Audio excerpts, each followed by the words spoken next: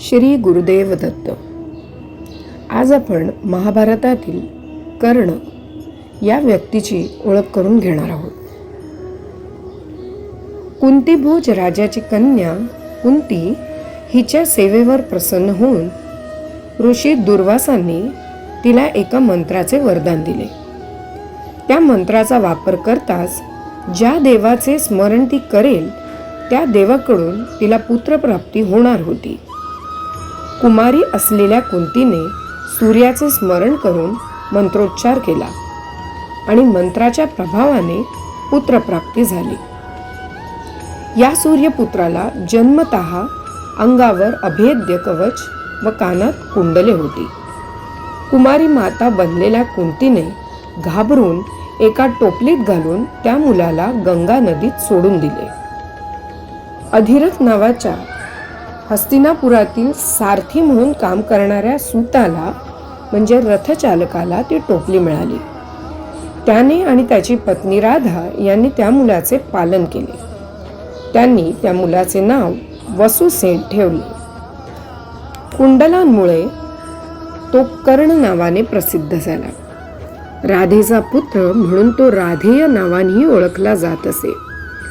ज्या अधिरथींनी कर्णाला लहानाचे मोठे केले ते महायशस्वी सारथी होते. कर्णाचे बालपण अतिशय सुस्थितीत गेले. त्याचे पालनपोषण खूप चांगले झाले. अधिरथ आणि राधा यांना शोण नावाचाही एक मुलगा होता. आता इथे सूतपुत्र या शब्दाचा अर्थ आपण समजून घेऊया.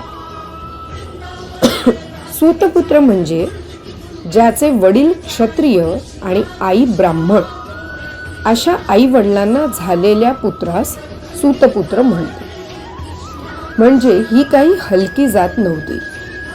सर्वात प्रथम महाभारताचे कथावाचन करणारे उग्रस्त्रावा हे सूत होते. संजय हेही सूत होते. तसे कीचक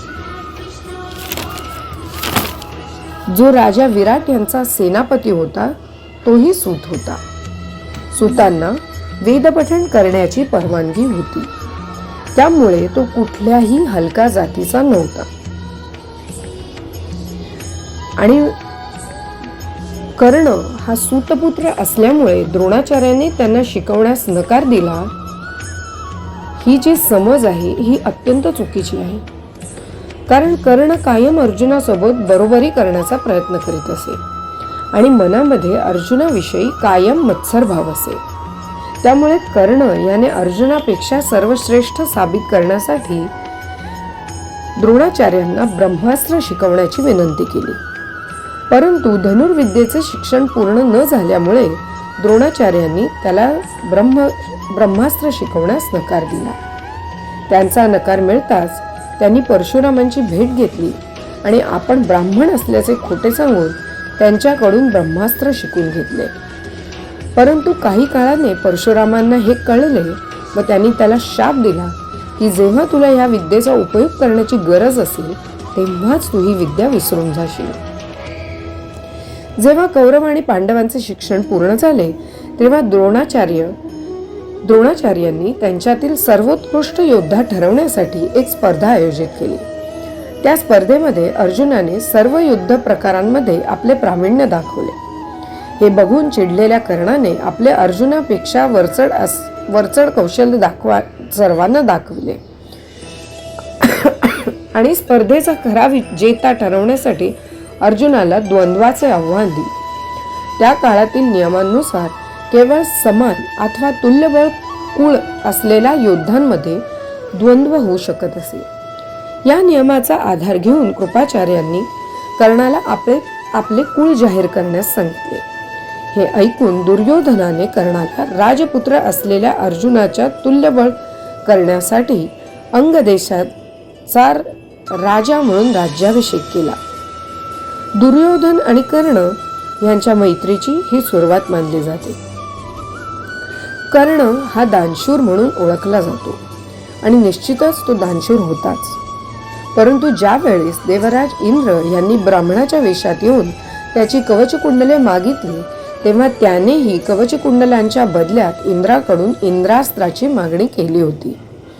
खरं पाहता महाभारताचे युद्ध कर्णालाच हवे होते, कारण ज्या वेळेला भगवान श्रीकृष्ण शांती प्रस्ताव घेऊन गेले त्याही वेळेला एकदा शकुनीने सुद्धा हा शांती प्रस्ताव स्वीकार असा दुर्योधनाला उपदेश केला होता.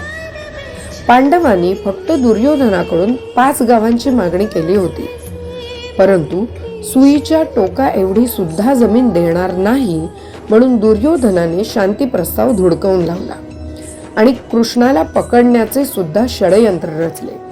हे सगळे तो फक्त कर्णाच्या सामर्थ्यावर अतिविश्वास असल्याने करत होता. वास्तविक पाहता कर्ण अनेक युद्ध हरलेला आहे. उदाहरणार्थ गंधर्व युद्धात ज्यावेळी दुर्योधनाला पकडण्याचा प्रयत्न होतो त्यावेळी तो रणभूमी सोडून गेलेला आहे. विराट युद्धात तो हरलेला आहे. द्रुपद बरोबर झालेल्या युद्धातही तो हरलेला आहे. समाजात असे म्हटले जाते की मित्र असावा तर कर्णासारखा, परंतु हे अतिशय चुकीचे समजूत आहे. कारण ज्या कारणाने स्वतःच्या फायद्यासाठी, स्वतःच्या अहंकारासाठी, मत्सर भावनेतून, स्वतःच्या हट्टापायी दुर्योधनाला धर्मयुद्ध करण्यासाठी भाग पाडले व संधी होऊच दिली नाही, अशा मित्राची आयुष्यात आपल्याला काय गरज. युद्धामध्ये सुद्धा पहिले काही दिवस तो लांब राहिला. ज्यावेळी भीष्माचार्यांना आपल्या सैन्यातील रथी आणि महारथी हे कोण आहेत हे निवडायला सांगितले, त्यावेळी भीष्माचार्याने कर्ण याला अर्धरथी ठरवले. कारण तो शीघ्रकोपी, अहंकारी आणि द्वेषाने व मत्सराने भरलेला होता. तो फक्त अर्जुनावरील सूडबुद्धीने युद्धात सहभागी झाला होता. हे जेव्हा कर्णास समजते त्यावेळी तो ठरवतो की जोपर्यंत भीष्म पितामह सेनापती असतील तोपर्यंत तो युद्धात सहभागी होणार नाही. यामागे सुद्धा त्याचा अहंकारच असतो. कारण तो दुर्योधनास सांगतो की भीष्म पितामह युद्धात असतील आणि जर जय झाला तर त्याचे संपूर्ण श्रेय भीष्माचार्यांना मिळेल. म्हणून तो काही दिवस युद्धास नकार देतो. पुढे युद्धभूमीत कर्णाचे चाक जमिनीत अडकते तेव्हा तो रथाचे चाक काढण्यासाठी खाली उतरतो. त्यावेळेला तो निशस्त्र असतो. असे असूनही भगवान श्रीकृष्ण अर्जुनास बाण मारण्यास सांगतात. हे ऐकून कर्ण भगवान श्रीकृष्णास विचारतो की मी रथावर नाही, मी निशस्त्र आहे. मग असा कुठला धर्म अर्जुनास बाण मारण्यास परमिशन देतो आहे? हे धर्माविरुद्ध आहे. त्यावेळी भगवान श्रीकृष्ण त्याला विचारतात की आता आठवला का तुला धर्म?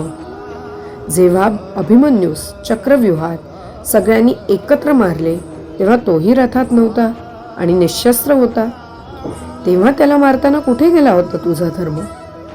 ज्या वेळेस द्रौपदीवर भर सभेत केसाला धरून ओढत आणले आणि तिचे वस्त्रहरण करण्याचा प्रयत्न केला तेव्हा कुठे होता तुझा धर्म? आणि आता तुला तुझ्या धर्माची आठवण झाली? त्याच क्षणी अर्जुनाला द्रौपदी वस्त्रहरण आणि अभिमन्यूचा वध या दोन्ही गोष्टी आठवल्या आणि अर्जुनाने बाण चालवून कर्णाचा वध केला.